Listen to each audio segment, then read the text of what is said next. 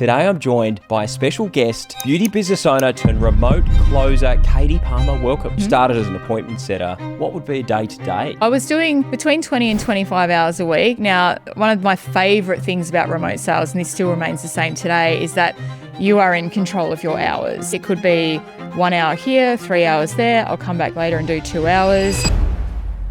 You've moved from being a setter, which you weren't a setter for very long. It was about 3 months. I was really nervous at the start. That call was essentially that 1 hour is essentially worth $500 to me. And I think back to my retail role, I would have had to have worked almost a full week just to earn that. The thing that appealed to me about this industry was that you're learning one skill and you're just constantly making yourself better at that one skill. And you can start earning good money pretty much 3 months in, basically. Yeah, exactly.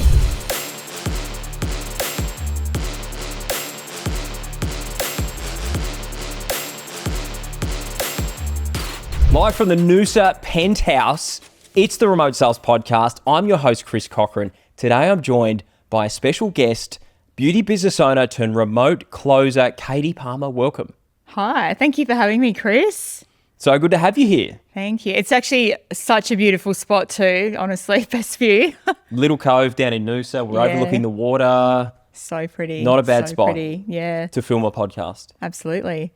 Well, let's chat. You're a beauty business owner. You still are. You're working part-time as a closer. This all started for you back in January 2025. Take us back to that moment where, you decided to look into something different. What was happening? Yeah, sure. So come the end of 2024, December is typically a really, really busy month. And at the time, I actually had another part-time role in retail as well. So December, I was working on average 70 hours a week, and I think I had one day off. I think I had Christmas Day off, and I spent the whole day just drained, basically, not really being present with family. So come the new year, I just thought I need to find a way to work that's smarter, that isn't taking up all of my time, because I'm essentially, yes, I was earning good money, but I had no life. So at the time, I didn't really know what that was, but I guess I just sort of put it out there as an intention to find something that I guess solved that challenge I had of buying my time back, but also still, of course, earning good money, because we still want to earn good money. And then, I came across one of your well-placed ads on social media. And look, to be fair, I didn't really know a great deal about remote sales and about the industry before I came across the ad, but I just thought, well, look, let's look into it a little bit. I don't know anything at this stage. Yeah, so upon investigating more, obviously booked my calls, and I guess just seeing the proof in the pudding of where people had gone and coming from different industries, I thought, well, if these people can do it, why can't I do it too? Why the hell can't you? Yeah, exactly. And you're, at the moment, what is your role? What are you doing now? What industry are you selling for? You still got your business? Sure. What does life look like now? What are you currently up to?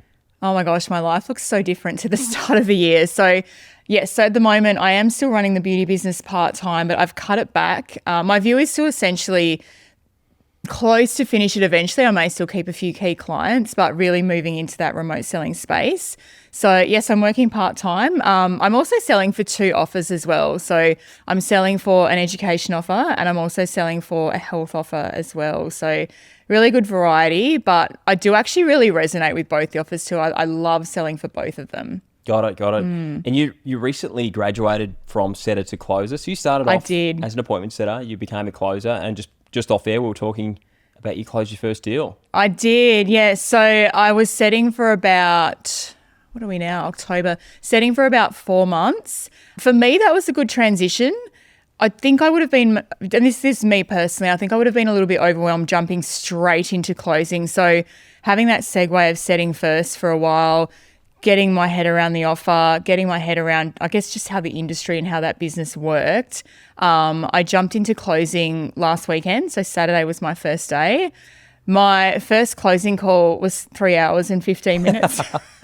Marathon. It was a marathon. An ultra-marathon for a call. Yeah, my our boss and our mentor obviously speaks of not being afraid to have those uncomfortable conversations and to stay in the ring. So I just thought, okay, we're staying in the ring. We're just going to stay here.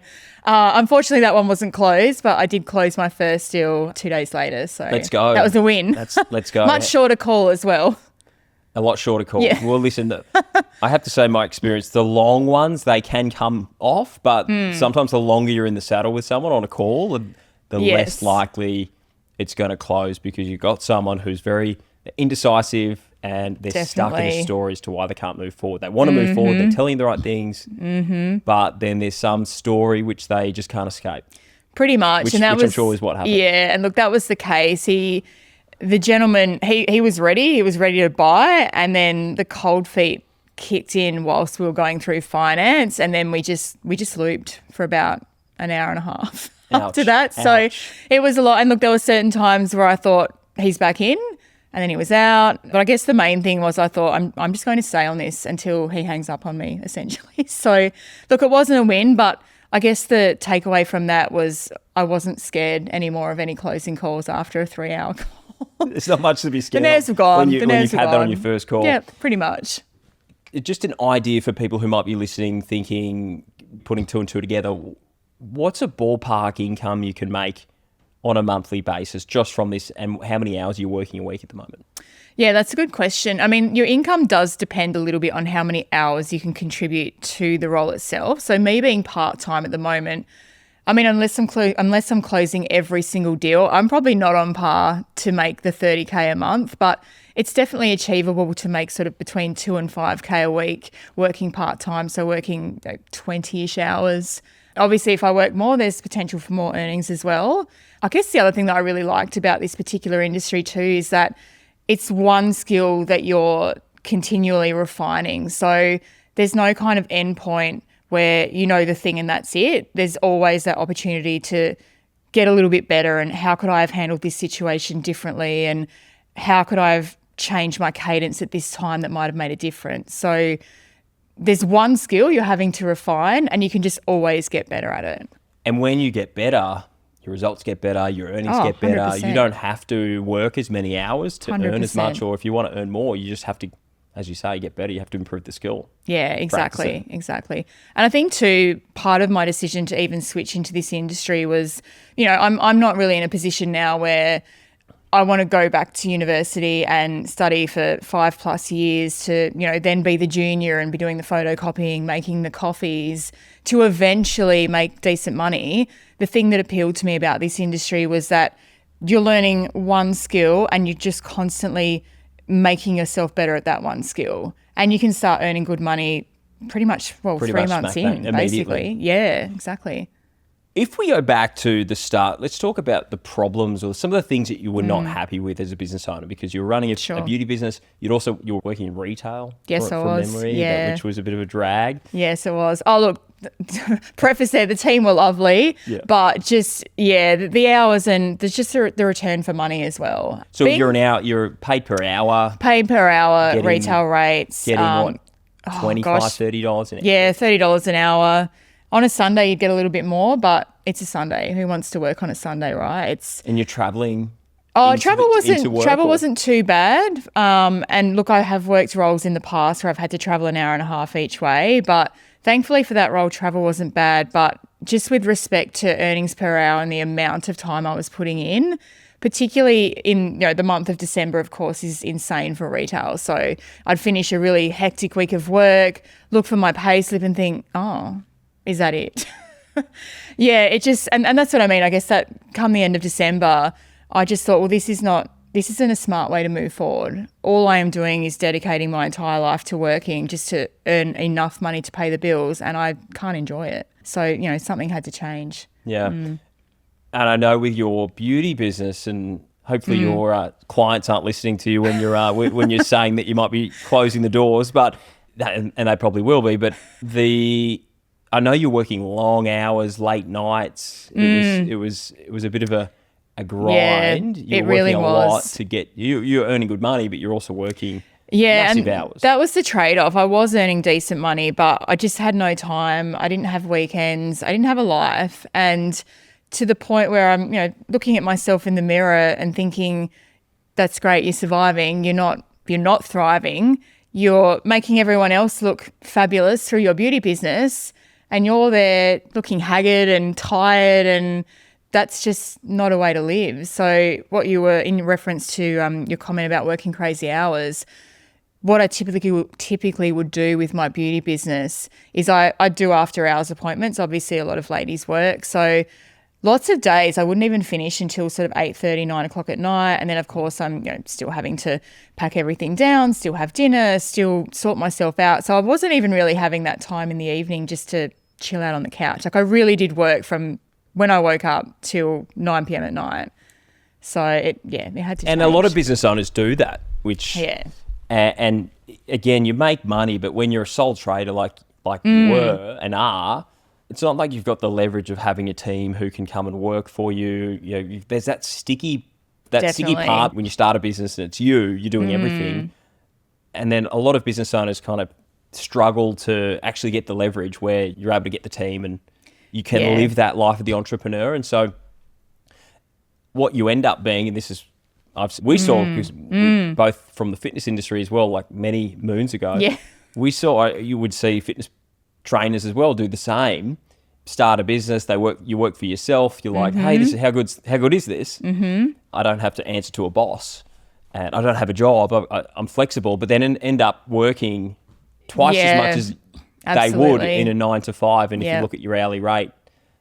Yeah, versus, it's on it. What you're earning every month or every week versus how many hours you're putting in, it was less than minimum wage, basically. That's so accurate. I mean, just to your point of the fitness industry. So before I owned that beauty business, which I started 5 years ago in that beauty business, but I went full time in it in 2023. So prior to that, I was working in the fitness industry for around 20 years. Just before I left, I was in a wage role with a fitness RTO. And my decision to go full-time in the beauty business was for exactly what you said, being my own boss, being able to call the shots, do what I want, which in theory was great. But I realized that I went from working 9 to 5 to working 24/7 pretty much. Exactly to your point. Honestly. So you're obviously servicing your clients, but you're having to do everything else in the back end. So your marketing, your social media, even the books as well, having to keep everything maintained behind the scenes. And I guess the nature of the beauty business too, it can be quite transient in terms of clients coming and going. I do have a lot of long-term clients, but there's a lot of girls that will come and go, a lot of last-minute changes to appointments. That's right. I remember you used to get frustrated by that. You're someone who loves your schedule being locked in. You need to have that in advance. I know that about you.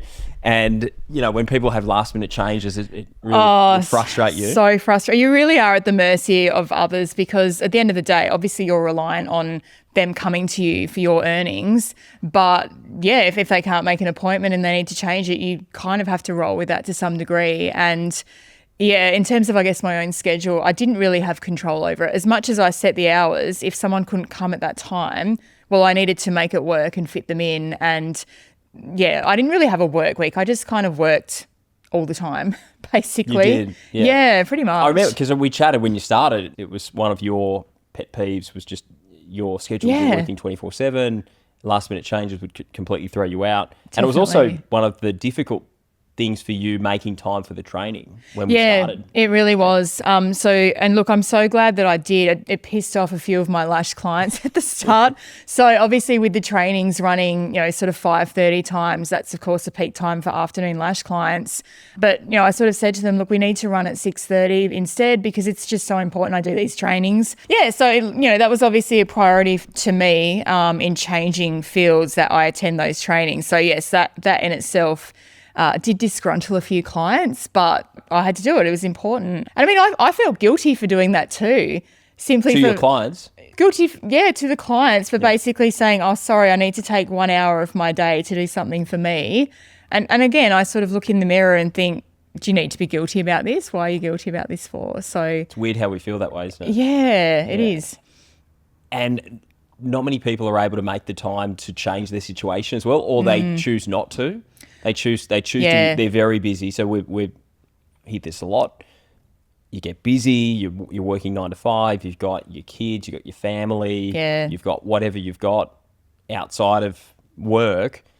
And as much as people want to change their situation, they want to earn more money, live a bit more flexible lifestyle, they're stuck in their routine. And the Correct. routine they want to change, but they can't change because the routine is consuming. Correct. Yeah. But they're not able to sort of change things where they can take an hour out of their day to do some study.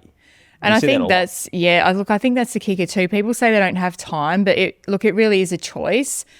You know, at the end of the day, even fitness-wise, I will always make time for training every single day because I know that if I don't do that, I don't work optimally. I just don't. So if it means having to get up in the morning, I don't like mornings, but if that's when it falls, then that's when it falls.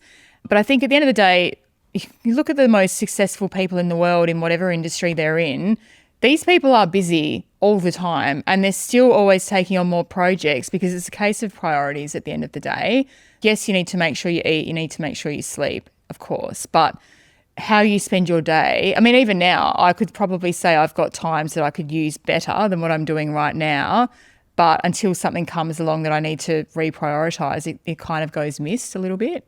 Totally. I think time management, regardless of what you're doing, is key. But as a salesperson, it's everything. It's everything 100%. Managing your calendar. But in your transition, I was impressed, and I love being here with you, talking about the journey, because I do remember when you started, it was tough for you to get on calls, but you made the sacrifice. Yep. You showed up every week, and you're one of the most enthusiastic people we had on calls. I loved it. I actually really loved it. It was fun. It was fun. And, you know, that was probably my favourite part of the program. And I guess what made it stick for me as well is that the interaction and, you know, the community are really supportive. I've made a lot of friends from my time at Remote Sales Institute as well, who I'm still in contact with now. But everyone's just really encouraging, and just, I guess, having that community, just really helps in breaking into the space too, having those people that you can actually practice in real time. I guess, one of the biggest selling points for me at the start was that it wasn't just theory, because at the end of the day, sales is an actual practice. And unless you are running the reps and doing the things, until you get out there and you're on a real call, it's going to hit hard if you've only read stuff before. If you've only read or watched the video. 100%. You need to actually be in the ring doing things. And as much as doing hot potato and things like that used to stress me out, they're the things that, obviously that's a safe environment. And doing those things through RSI then made it easier coming into the real world and doing that in real life, essentially, with real prospects. Yeah, it's getting people uncomfortable is something we love to do. And if you are not wanting to get uncomfortable, then unfortunately people are just going to stay the same. That's it. And at the end of the day, you are there to make a change. You're not there to stay the same. And you do have to kind of put yourself in that uncomfortable situation. And I guess the way I sort of viewed it was, look, obviously I had my fitness industry career in the past. I was a group fitness instructor for about 16 years. Now, the first time I stepped on stage by myself, I was terrified. I was absolutely terrified. But guess what? I didn't die. And I went on to do that for 16 years. Following that, I became a lash tech, and someone actually trusted me to stick little hairs with tweezers and glue on their eyelashes for the first time. Bless them. Wow. I didn't kill them or anything, but the first time of anything is scary, and change is scary. But it's just being able to break through those initial stages, because once you're past that initial fear, that's when the real progress happens. How was your progression then through your, making a transition from a career that you knew well, you were very competent at, you wanted to make a change, into an industry which you had no experience in, really? No high-ticket closing, no high-ticket setting, really no high-ticket sales experience in at all. How did you find that process of learning something new, of learning a new strategy? Was it really tough? Was it something you took in your stride because of your background? Look, I'm not going to lie, I was really nervous at the start. I did make myself jump on the first Zoom call after enrolling, which actually was the Wednesday morning one at 6 a.m. So more to the fact that I'm not a morning person either, but I just thought... Was that one of the sessions that I used to start with the vocal warm-up? Yes, it was. So the first call I'd ever jumped on, here's Kris doing vocal warm-ups and we're doing star jumps. I'm thinking, what have I done? We're doing things like... doing all of the tongue twisters, Peter Piper picked a peck of peppers. Yeah, all of these things. Can you give us one of those? Can you get... No, that's a joke. No. That's a joke. Not you now. You don't have to give me the Peter Piper, but But I don't do those anymore. No, for the no. record. But look, I I guess do encourage people to do them in their own time. to do it, yeah. And I do that sometimes, maybe not the noise ones. But it was just a case of, do you know what, it's going to be scary if I jump on the call today, tomorrow, whenever, just jump on the call. You're not going to die. I've made myself do uncomfortable Did you feel things. that there was a level of intimidation, maybe joining a group of people who are all maybe because you were just starting, who might have been ahead of you? Is it something that potentially was a bit scary? It wasn't so much intimidation because I certainly got the vibe that it was a really encouraging community pretty much straight away. So right on the first call, at no point was I sort of made to feel like the rookie of the group, even though I probably most certainly was. But everyone was really lovely. And I still remember I had Jamie. She was my first partner, right. Jamie Arman. And shout out to Jamie. And she was just so lovely right from the start. So that gave me a really good impression on the first day.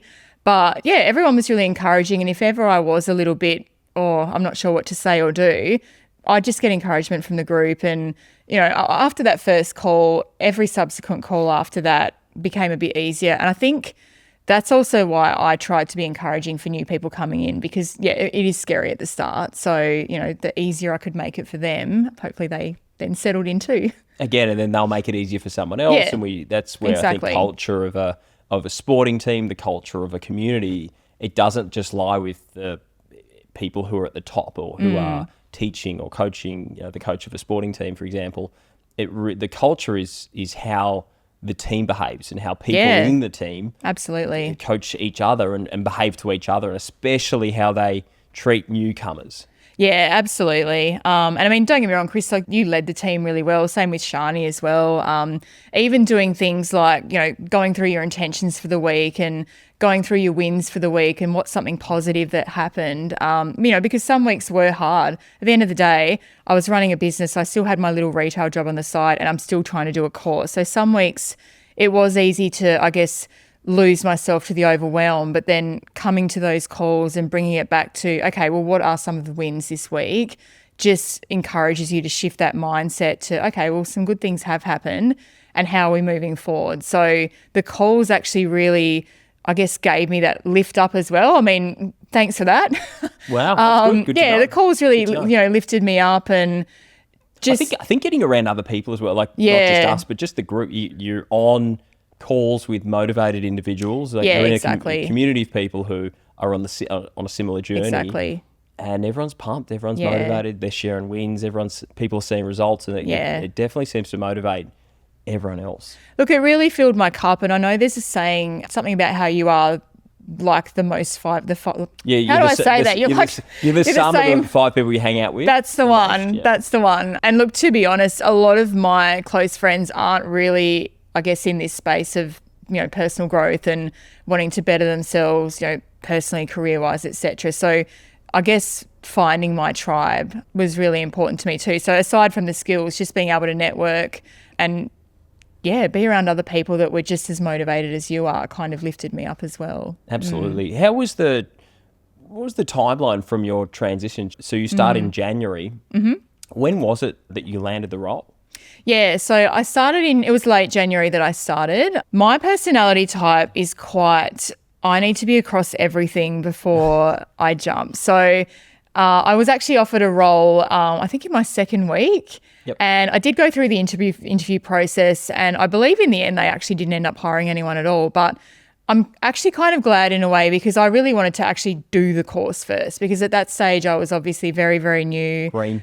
I was so green. I was so green. So, I am the person who would have watched all the videos, done all the theory, attended all the calls, because I'm trying to make a change, and the way I can get around that best is actually doing everything. So to your question, I was offered my role in early May. The company were actually great. So I was about to go on an overseas holiday with my mum late May. So I sort of said, yes, I absolutely would love the role, but I can't start until June. So that was a bit of a purple patch. So went overseas, came back, moved house 4 days later, and then started the role a week after that. So a lot going on. So I've been in that role since June now. Sure. And so you've been there for a few months. And yes. I know you had a pretty intense onboarding. How has the journey been? Yeah, the onboarding was a lot, but I think too, just because I hadn't worked in a role in this space before, and obviously everything's remote, so it's not like you can just call up Mary in the next cubicle to ask for help. There certainly was help there, but it's a lot more, I guess, self-paced and intuitive. So the onboarding was a lot, but again, because I'm a detail-orientated person, it was really important for me to be across everything, and that's really helped me now, now that I'm fully into the role. Doing that onboarding and having that really good understanding of the company and the processes has definitely helped, yeah. Talk, for people who might not have an association with the type of work you're doing, you started as an appointment setter. What would be a day-to-day? How would you spend your, a full day? Yeah, that's a good question. Or how many hours as well were you working? Was I working? Yeah. So I was doing between 20 and 25 hours a week. Now, one of my favourite things about remote sales, and this still remains the same today, is that you are in control of your hours. So my hours with the company I work for is different every single week. It's not even necessarily a 4-hour shift. It could be 1 hour here, 3 hours there. I'll come back later and do 2 hours. They don't care. It's fine. It all works, and it works really well with my schedule.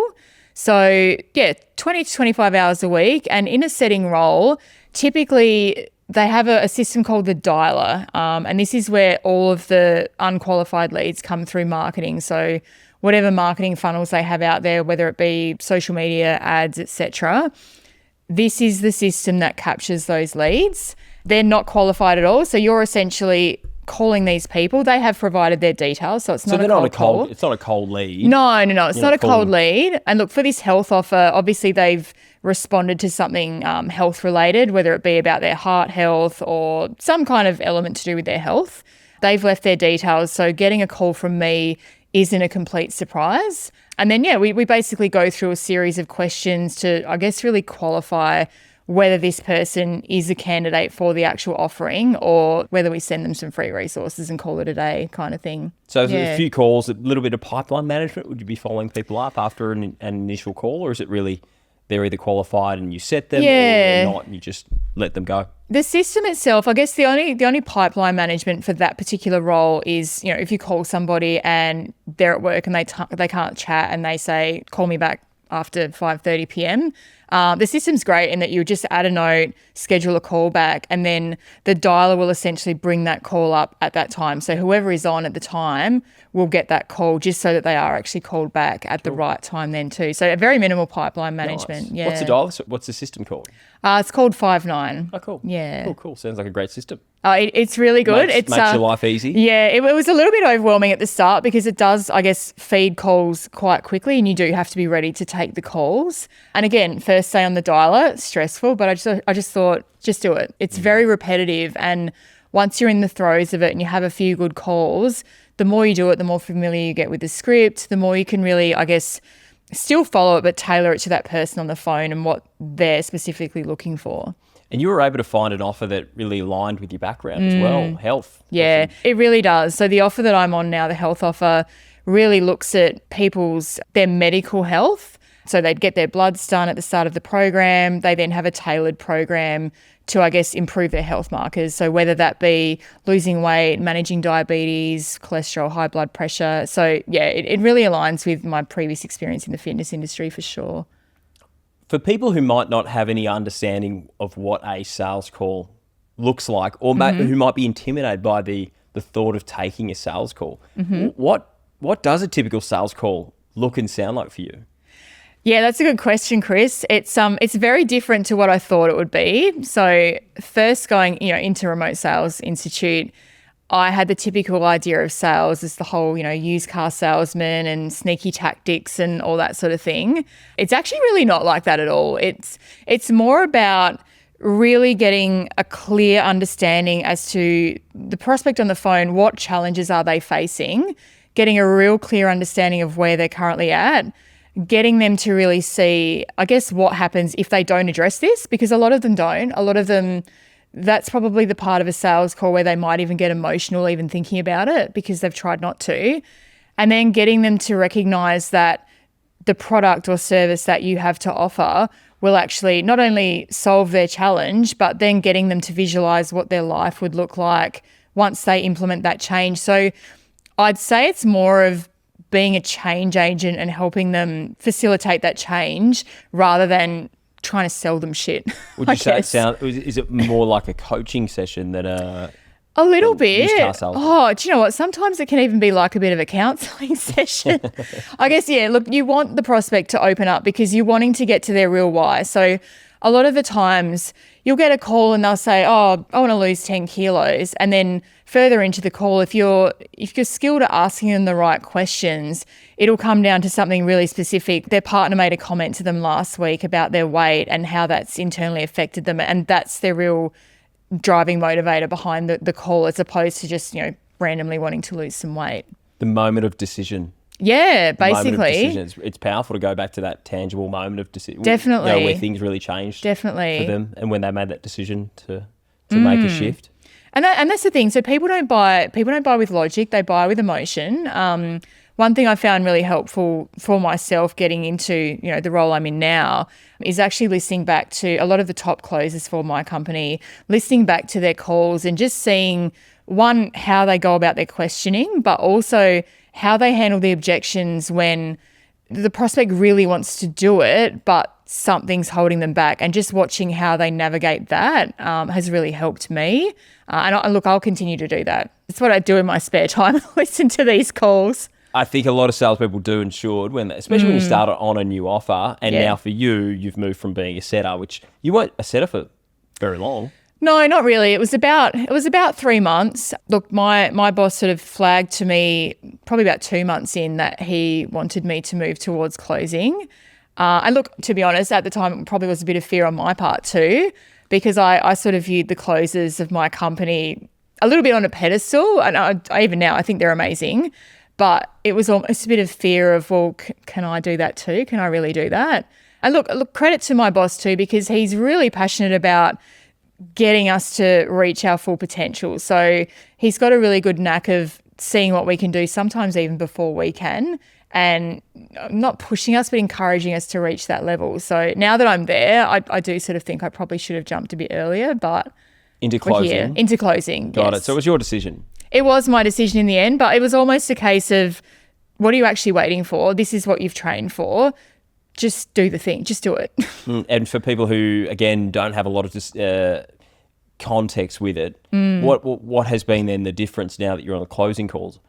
What has been the difference with the conversations? Oh, it's a massive difference. It's really a massive difference. In some ways, I'd even say being on setting calls can be somewhat harder in that they are the calls that people will tell you to F off or, what did you get my number, that kind of thing. And look, I have had a few calls where people have been pretty not nice to me. Whereas on a closing call, it's just a completely different vibe because these people want to be there. They've either booked themselves in or they've had a setter that's given them the time of day and a really good conversation where I've got a lot of information about them. So the people jumping on closing calls genuinely are interested in your product, and the way I kind of see it is they want it until they find a reason not to buy it, rather than you having to show them that it's what they want. Like, they've already shown they're prepared to give up X amount of their time to talk with you. So why would they not want your product? And what do you think for you in your mind have been the biggest shifts of mindset that you've had to adopt moving into a sales role versus when you're running your own business or even a retail worker? Yeah, it's just it's almost like I have a different personality for every kind. Look, I think in the retail role and in the beauty industry, it's more about, I guess, almost being their friend in a way, particularly in the beauty industry. Like, the language you'll use with clients is very like, babe and hun, and, you're hearing about all the goss. On a closing call? No, not Hey, using that babe. on a closing call. Hey, hun. Definitely not. But probably the biggest difference from being a setter to a closer, because that was quite a difference for me. So on a setting call, the tone that I guess we're encouraged to adopt is more of a like, hi, it's just Katy. Like a very kind of almost upward inflection, really Disarming. encouraging, really familiar. As opposed to the closing calls, we're encouraged to adopt more of a doctor frame. And that's, again, based on the offer. But having that, I guess, aura of authority, and you want to appear like you know your shit at the end of the day. These people, if they're going to spend a lot of money with you, they need to, one, trust you, and two, believe in your capabilities because you're representing the company at the end of the day. What is the price point of what you're selling, and what is the commission that you're making as a closer? Yeah, so there's a few offers that I'm actually on. So the health offer, the price point is 6K or 5K, 6K. Commission is around 500 for that one, so about 10%.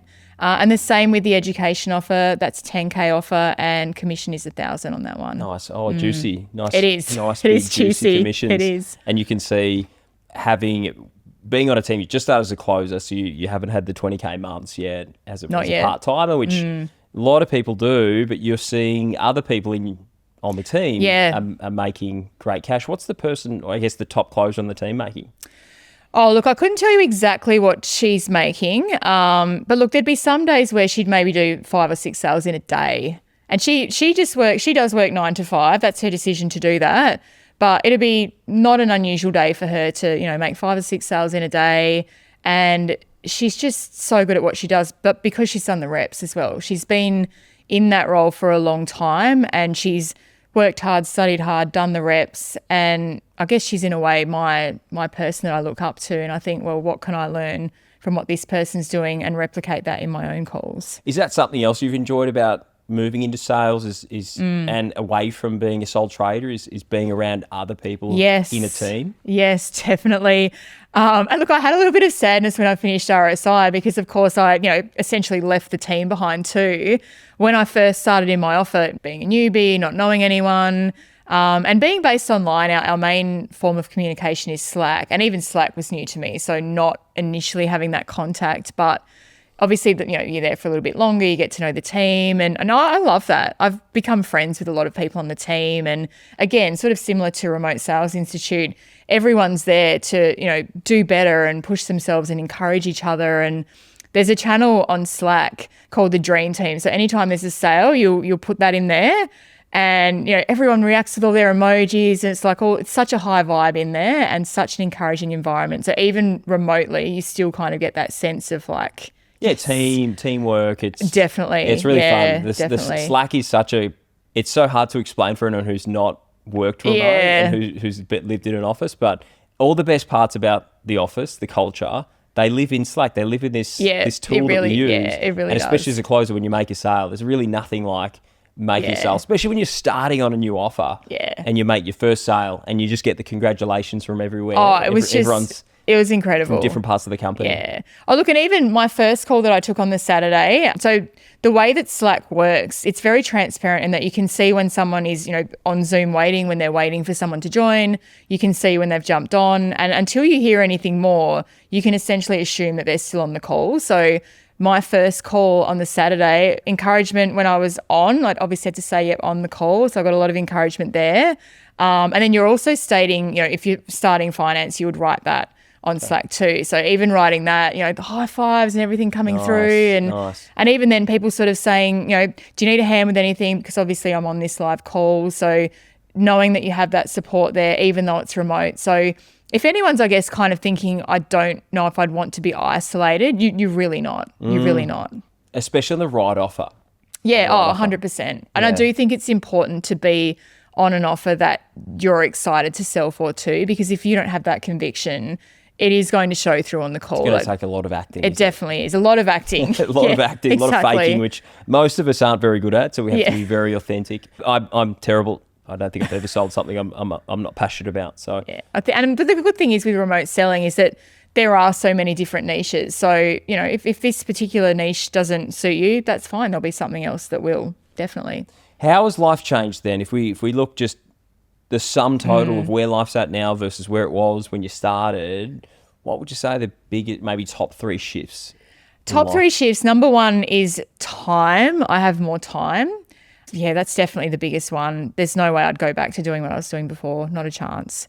Number 2 is truly being able to call the shots on my time. So now that I have the closing role with these 2 offers, like I said, I do still run my beauty business, but I'm very set in those hours now, because obviously I've committed these other hours to my closing role. So clients need to fit into those times, and look, funnily enough, they do. So there's that as well, having that control over my time.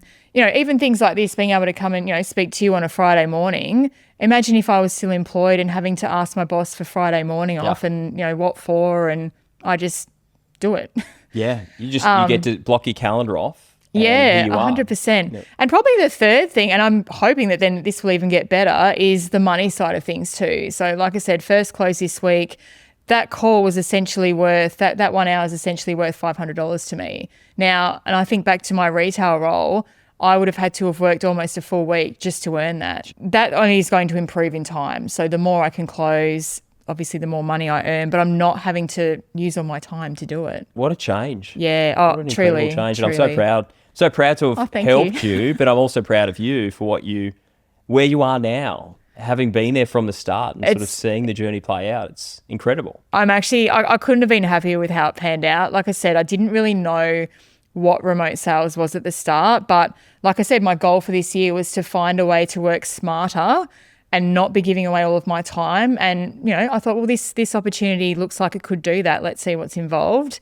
But I also think too, the support and the training that remote sales actually provides to get me to that point where I could jump on an offer. I wouldn't have been able to do it without the support of, yourself and Shani, for sure. Oh, I appreciate that. I guess wrapping things up, if you were to give someone some advice, someone who is maybe shitting themselves about maybe thinking about jumping into whether it's this or something else, just a change of their situation, what advice would you give them? Look, I would just say, what would I say there? Face the fear, but know too that just explore it a little bit. You saying yes to this doesn't mean you need to give up your current situation overnight, but be open to, genuinely open to exploring it, and just take it one day at a time and one step at a time. Like, no one's asking you to quit your job tomorrow, although you can do that. No one's asking you to quit your job tomorrow and change industries. Allow yourself to be a bit afraid, but do it anyway. Jump on the calls, just experience it, and don't put pressure on yourself to sort of go any further. Just take that next step and just do one thing at a time, because the more you're familiar with it, the less daunting it's going to be. And look, nothing changes if nothing changes. So if you are unhappy in your current situation, just explore the thing. Just see what it's like. And you know what? It might not go anywhere, but what if it does? What if it does? What if it does? And you could use that line on your closing calls. I'm sure you probably will now, actually. I'm sure you will. I'll add that one to the library. Because I guess, being a closer, what you're doing is you're helping other people on the same pathway. And exactly. That's the thing with taking the leap into something new like this. Is you got to change yourself, because really what you're wanting to do is you're wanting to get into a space which you become, as you said, an agent of change. Absolutely. And for you to make money in this space, you've got to help other people to change. Absolutely. And if you want to change other people, or if you want them to take you seriously, then you've got to be prepared to apply to sell first. Oh, absolutely. And look, there will be some people that have pretty much made up their mind on calls that will be, I guess, easy sales, but you do have to be prepared to have these uncomfortable conversations with people, because they're in the situation they are now because of their previous actions that have led them to where they are. Obviously that unless they change something about their daily habits or something about what they're currently doing, they won't make a change. But of course, the body's programmed to stick with what's familiar. So it is going to be a bit uncomfortable for them to make change. And they are going to most likely inadvertently, make excuses as to why they can't. But that's your role as a change agent, to then put the mirror up to them and say, well, what happens if this doesn't change in 5 years? Make them face these uncomfortable truths and really address that with them. It's almost a little bit of tough love in a way, really. Big time. Yeah, they come to Jesus. Yeah. Come to Pretty Jesus. we used to call it a bit of a daddy chat, Yeah, it is. It is. It's kind of like a tough love. Or a mummy. In your case, it's going to be mummy chat. Come to mummy. Let's have a chat. Come on. It's kind of like, you need to be that friend. I mean, you're not their friend. You're there to guide them, but you need to be that person who's like, do you know what? I actually have your best interests at heart here. You've come to me because you want change. I'm helping you to see that this is the way forward for you. I don't want you to continue on that path. And you have to be prepared to have the tough conversation. Yeah, and again, the best closers take responsibility for their prospects' results. And that's what really drives them to perform at the highest level. Absolutely. Such a great chat, Katy. Thank you so much for having me, Kris. Thank you. You crushed it. I know, just from what I know about you and where you're at now, your career is just going to be skyrocketing. So we'll have aim. We'll have to do a podcast for the first 20K part-time absolutely. month. Yes, we'll do that for sure. Love it. Right. Great to have you on. Thanks, Kris. And just signing off, if you love the content, love the podcast, and you want to hear more, don't forget to subscribe on YouTube. And if you're listening to this on Spotify, rate the podcast. We're here every week. We'll see you next week.